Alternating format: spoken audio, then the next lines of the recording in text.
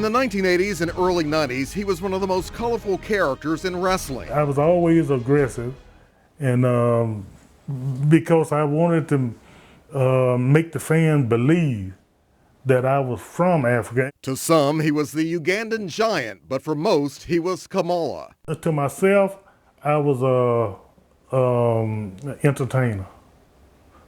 But now to the fans, I was a wrestler.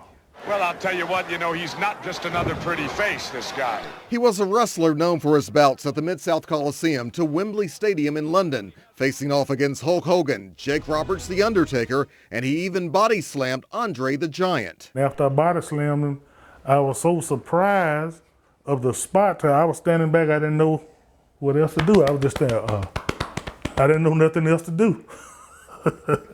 And the fans went crazy. Yeah, they did. Some fans loved his persona of wearing African makeup and a loincloth, but he admits others didn't. It might have been a little bit of a disgrace to the blacks, but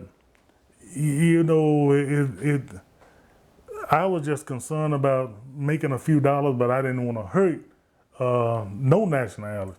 But today, the real man without the makeup is James Harris of Senatobia, Mississippi. He walked out of the ring in 1993 to become a truck driver because he said his then WWF opponents like The Undertaker were making a fortune, and he wasn't. The Undertaker, he didn't tell me this himself, but he made $500,000. I made $13,000. I made $13,000.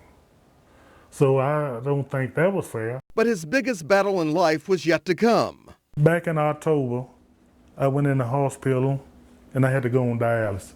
His opponent wasn't a wrestler, it was complications from high blood pressure and diabetes. To make matters worse, the once fearless Kamala would eventually have to have his leg amputated. I had a few times that I shed a few tears, about it, but I never questioned God. His faith never wavered because of his support he received from his wife, Jean.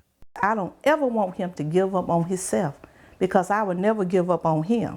So we just got to fight together because God is going to always be with us. These days, he still hears from his wrestling fans via email, and many have learned he has another talent outside the ring. They're going online to buy the music he records in his home. Can't live like that. So we got another career here, don't we? I'm a little too old for another career. No. And even though James Harris now uses a wheelchair and he's learning to use a prosthetic leg, he says he's got a message for his fans. Don't think of me as,